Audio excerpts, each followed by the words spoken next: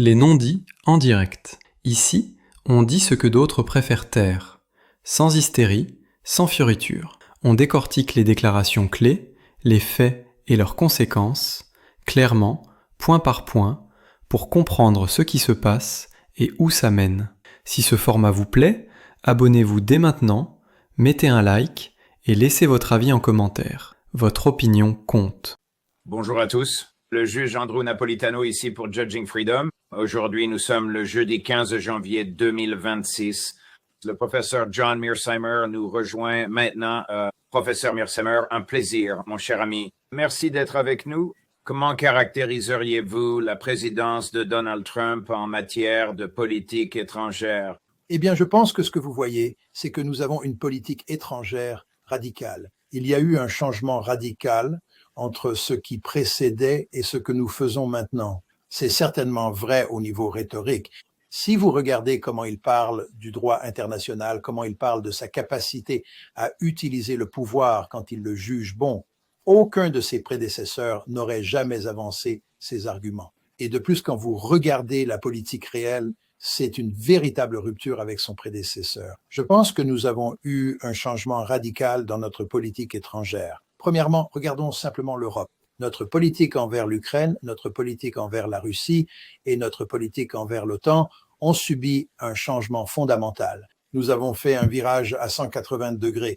Et si vous observez sa propension à employer la force militaire, il est très disposé à le faire, mais il s'en sert de façon limitée. Il effectue des frappes limitées, ce que j'appelle des attaques en pointillés, puis il se retire et déclare la victoire. Il n'a aucun intérêt à faire de la construction nationale. Il n'a aucun intérêt pour l'ingénierie sociale et, bien sûr, ses prédécesseurs avaient un intérêt profond pour la construction nationale et l'ingénierie sociale.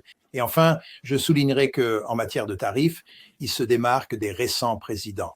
Donc, je pense que ce que vous voyez avec Donald Trump est très différent de ce que vous avez vu avec Joe Biden, mais même avec les prédécesseurs de Joe Biden. J'ai été frappé quand il a fait ce commentaire.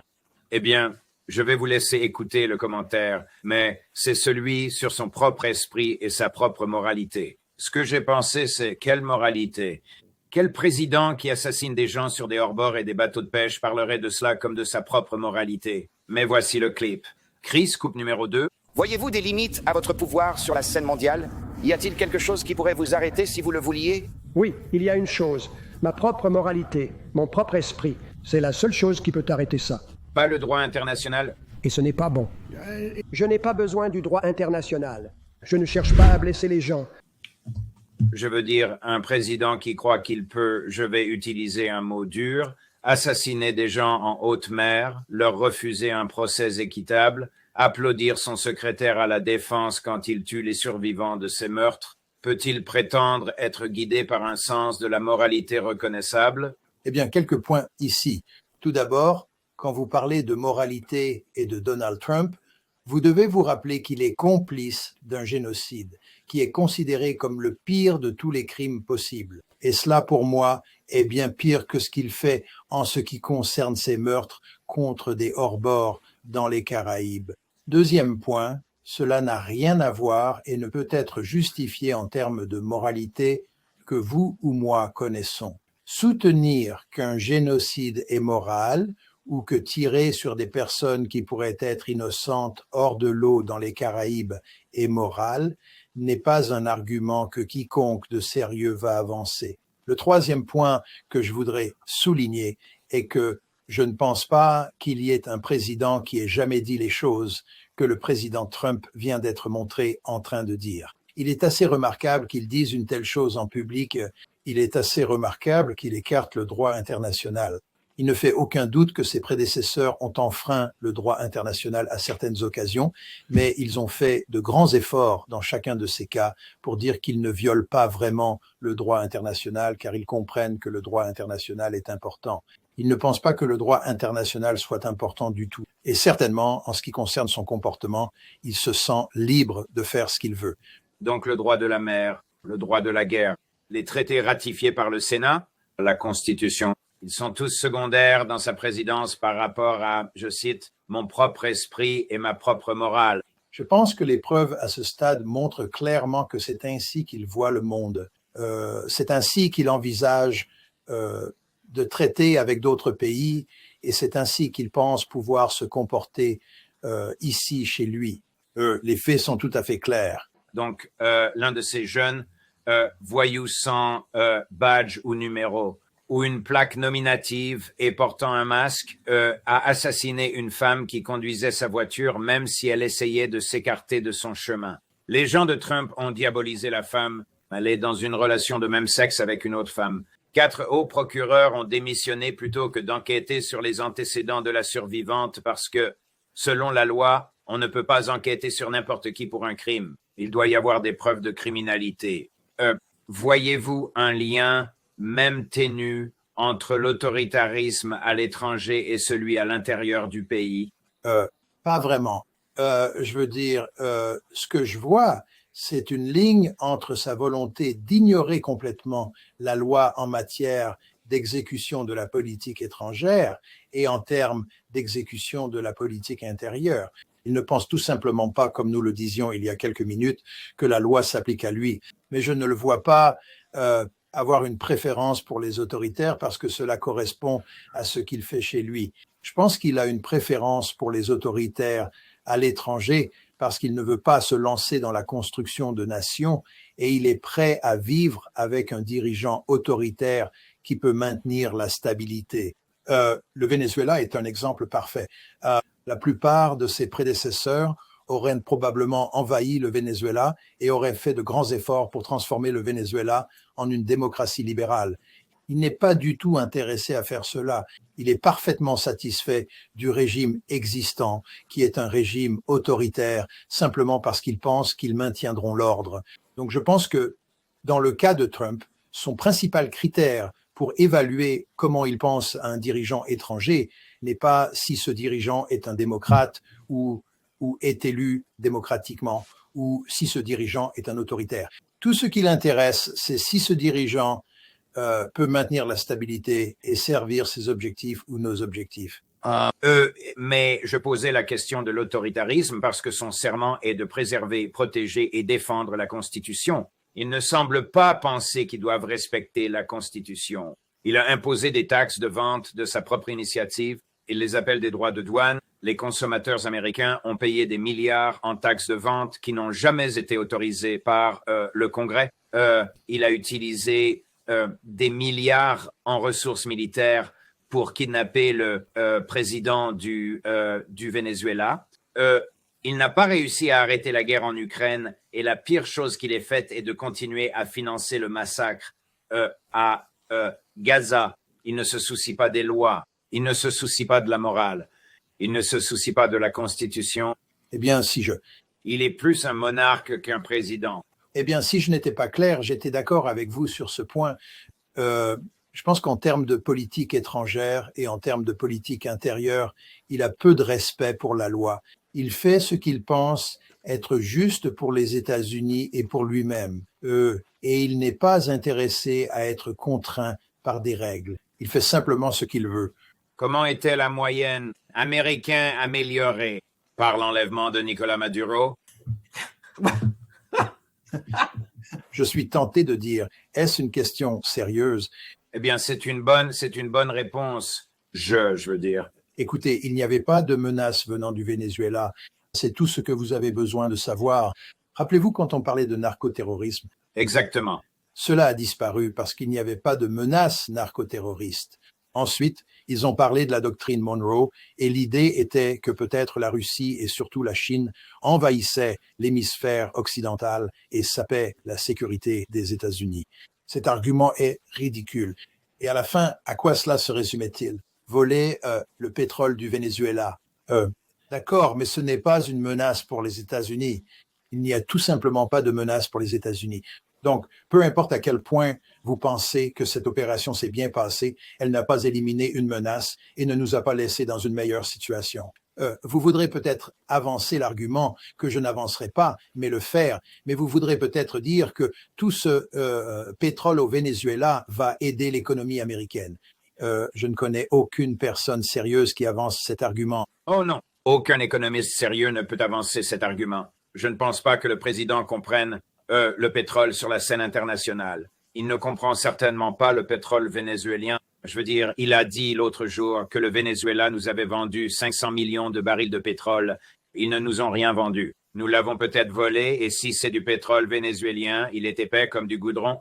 Ce n'est pas le pétrole que nous avons l'habitude d'importer. Oui, je veux dire, tout le monde qui connaît un peu le Venezuela et le pétrole dit qu'il faudra bien une décennie et un investissement de grande ampleur pour que ce pétrole soit exploité en nombre suffisant pour avoir un effet significatif sur l'économie américaine ou l'économie internationale. Quelles sont les conséquences probables d'une invasion américaine et israélienne de l'Iran, que ce soit une décapitation de la direction iranienne, que ce soit une destruction des défenses aériennes iraniennes, ou que ce soit une invasion à grande échelle? Eh bien, il n'y aura pas d'invasion. Ni les Israéliens ni les Américains n'envahiront. Ils inséreront de petits contingents de troupes à différents endroits et ils y mettront des agents à la fois des États-Unis et d'Israël, des agents du Mossad, des agents de la CIA pour aider à fomenter des manifestations et finalement une révolution.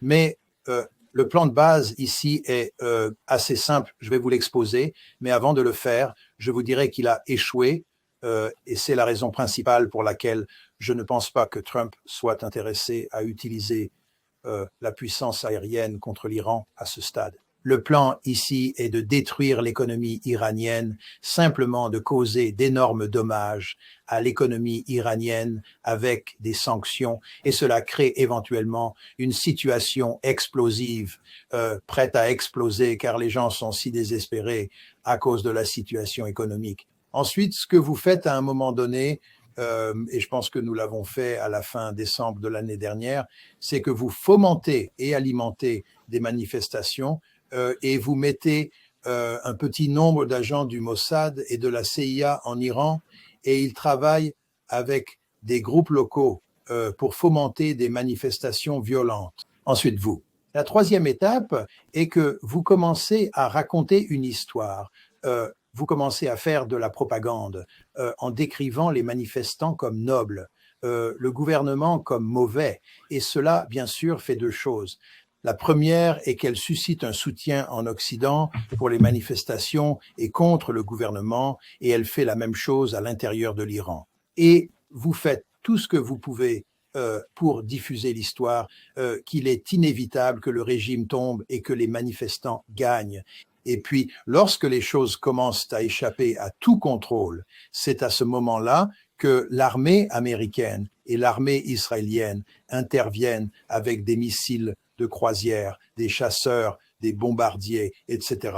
Et c'est la puissance aérienne et les missiles qui finissent par abattre le gouvernement. Maintenant, ce qui s'est passé en Iran, c'est que les protestations se sont éteintes et sans manifestation qui secouent vraiment le gouvernement, les incitations à utiliser la force militaire pour faire intervenir l'armée américaine pour frapper l'Iran n'ont aucun sens. Et en plus, on se rend compte que si on fait intervenir l'armée américaine, il y a un vrai risque de provoquer un effet de ralliement autour du drapeau chez les manifestants. Et bien sûr, je pense que l'administration l'a reconnu et c'est pourquoi nous avons reculé. L'ancien. Le secrétaire d'État du premier mandat de Trump et également avant cela, le directeur de la CIA, Mike Pompeo, a publié un tweet, un X, peu importe comment vous l'appelez aujourd'hui. Le voilà, Chris. Je n'ai pas besoin de lire tout le message, mais je vais lire la première ligne en bas. Le régime iranien est en difficulté. Faire appel à des mercenaires est son dernier et meilleur espoir. Des émeutes dans des dizaines de villes, etc. Et puis à la fin, professeur, bonne année à chaque Iranien dans les rues, ainsi qu'à chaque agent du Mossad marchant à côté d'eux. Pouvez-vous imaginer une déclaration comme celle-là? Pourquoi ferait-il une déclaration comme celle-là? C'est en grande partie vrai, mais il n'est pas dans le domaine de dire la vérité. Oui, c'est vraiment très stupide de dire ça. Et d'ailleurs, il y a ce qui est maintenant un article célèbre qui est apparu dans le Jérusalem Post le 29 janvier qui rapportent que les Israéliens eux-mêmes ont tweeté qu'ils avaient des agents du Mossad en Iran. Quand vous avez dit 29 janvier, vous vouliez dire 29 décembre. Oui, désolé, 29 décembre. C'est ça, exactement. Oui, nous ne sommes pas encore en janvier. Alors, y a-t-il quelque chose au sujet du Mossad qui les pousse à se vanter de leur capacité à percer la souveraineté d'un autre pays? Je pense que oui. Je pense que oui. Et encore une fois, je pense que c'était imprudent. Je pense que le Mossad, la CIA, Mike Pompeo, tous auraient dû faire de grands efforts pour rester silencieux dans leur propre intérêt égoïste, mais ils ont clairement exprimé ce qui se passait. Et d'ailleurs, ce n'est pas surprenant. Le gouvernement iranien dit qu'il a des preuves abondantes de communication entre, d'une part, le Mossad et la CIA et d'autre part, les manifestants iraniens. Donc, le gouvernement iranien était pleinement conscient de ce qui se passait. Et ils ont bien sûr un intérêt profondément enraciné. Le gouvernement iranien a un intérêt profondément enraciné à rendre publique l'implication de ces étrangers, parce que cela contribuera à alimenter un effet de ralliement autour du drapeau, ce qui est évidemment dans l'intérêt du régime à Téhéran. Quelles seront les répercussions géopolitiques d'une guerre, qu'il s'agisse de décapiter le régime ou de détruire les défenses? Je suppose que détruire les défenses vient en premier, afin que le mécanisme de décapitation, les missiles, quels qu'ils soient, puisse venir en second. Mais que se passera-t-il au Moyen-Orient? Que se passera-t-il dans le détroit d'Ormuz? Que se passera-t-il avec la vente de pétrole? Eh bien, si les États-Unis et Israël devaient attaquer l'Iran, l'Iran ferait 3 choses différentes. La première serait de lancer des missiles balistiques, des missiles de croisière et des drones sur Israël, et je crois qu'elle frapperait vraiment Israël comme elle l'a fait lors de la guerre de 12 jours en juin dernier. La deuxième chose est que les Iraniens attaqueraient les bases militaires américaines dans la région, et je pense que nous en sommes pleinement conscients. Et troisièmement, et c'est très important, je pense qu'ils essaieraient de fermer le détroit d'Ormuz, et la plupart des gens à qui je parle pensent qu'ils ont la capacité de fermer le détroit.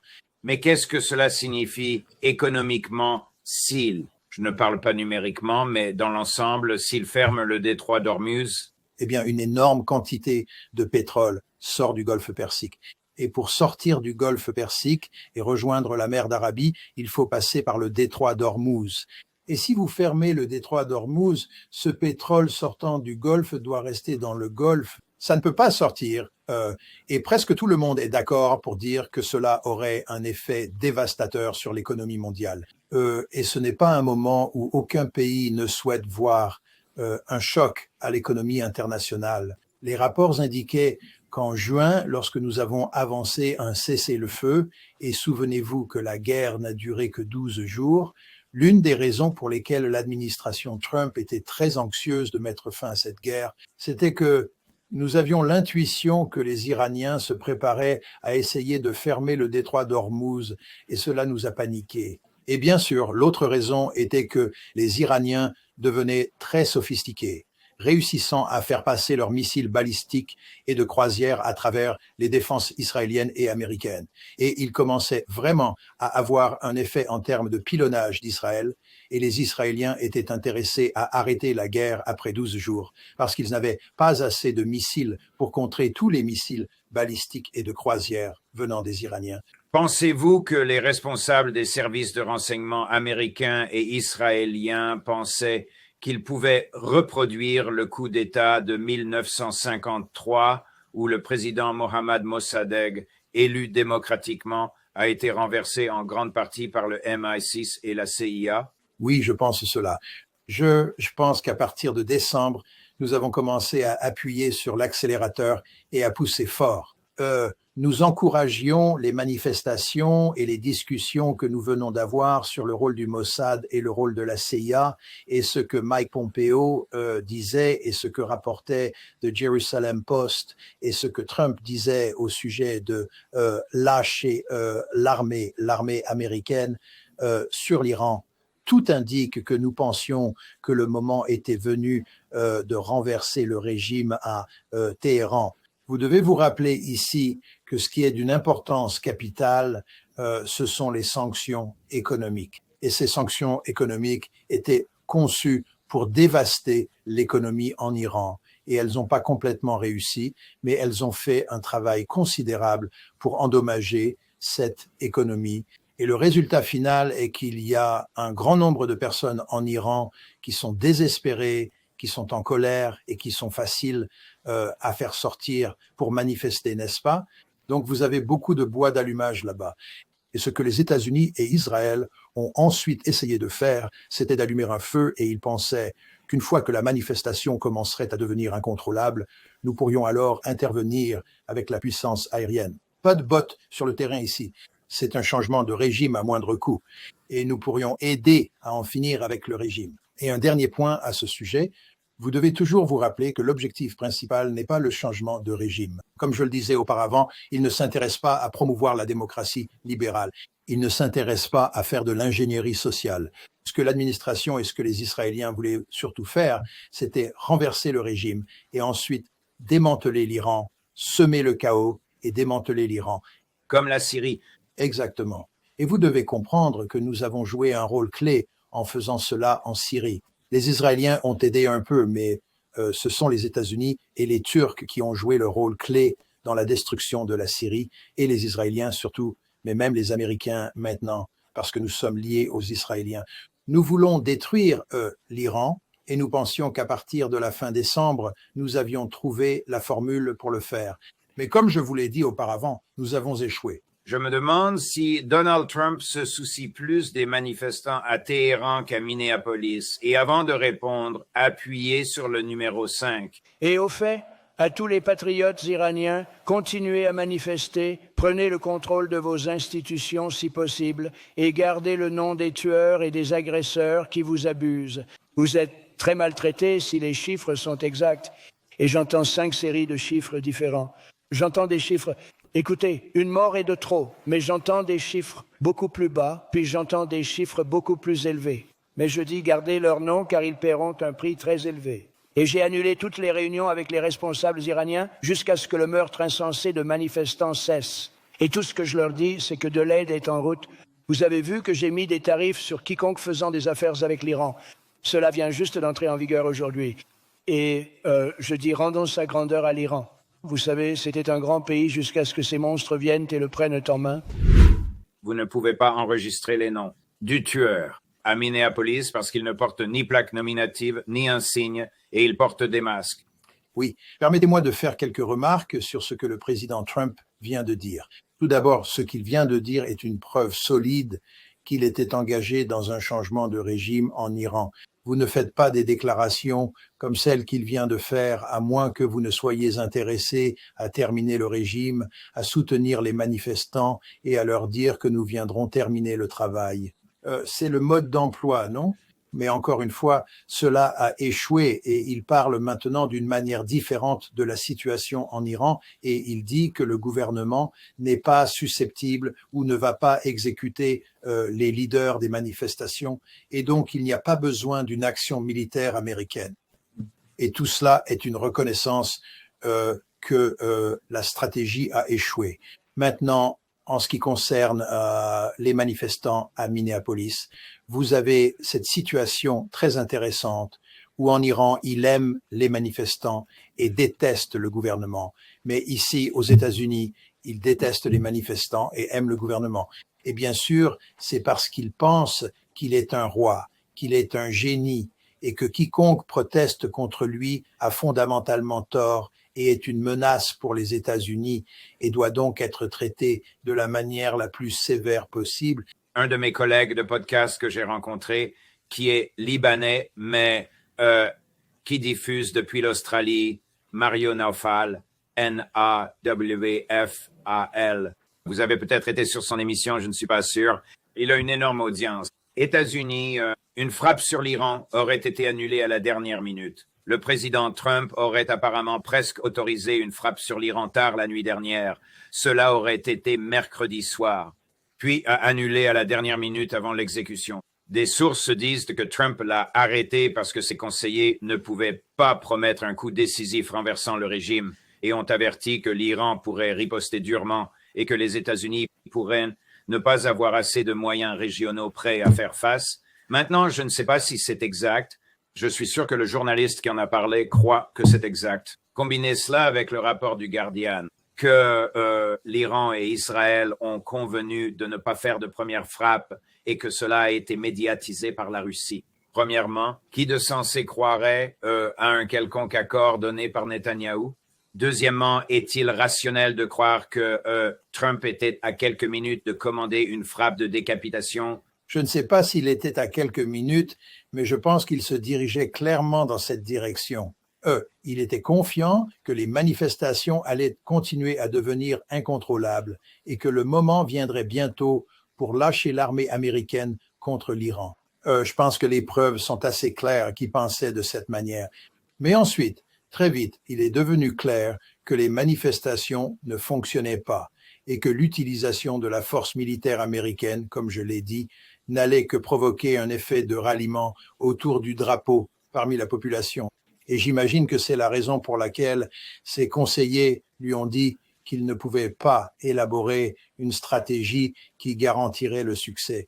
Et c'est pourquoi il a commencé à reculer, parce qu'il aurait frappé l'Iran et que le résultat final aurait été contre-productif. Je vous ferai également remarquer, je ne suis pas sûr à 100% de cela, parce que, comme vous le soulignez, vous ne pouvez jamais complètement faire confiance à ce que disent les Israéliens, mais si vous regardez la presse israélienne et même certains médias occidentaux, il ne semble pas que les Israéliens allaient participer à cette attaque.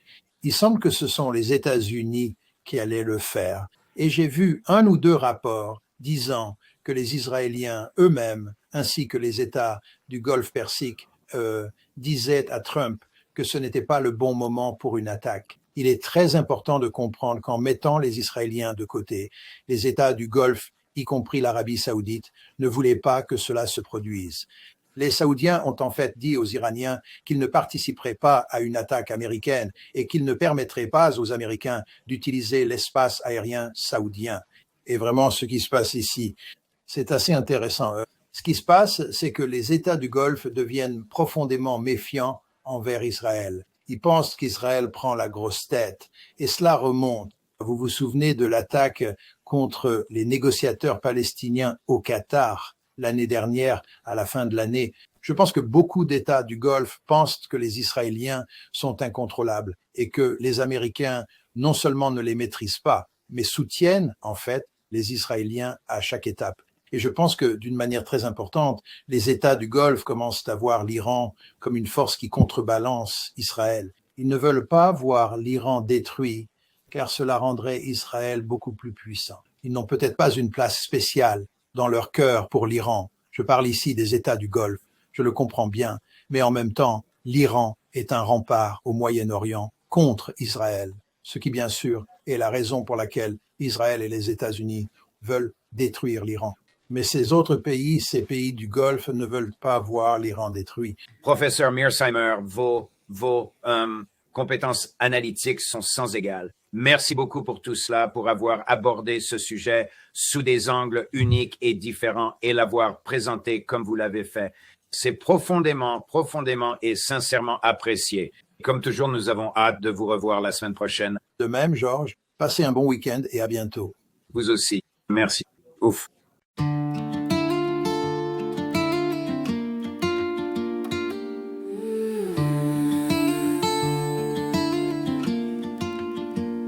Dans le bruit des écrans, les ombres font la loi. Des titres qui s'allument puis s'éteignent sans voix. On lit entre les lignes, on suit le fil discret. Les mots qu'on n'a pas dit, les gestes qu'on promet. La nuit porte des preuves, des signes à moitié.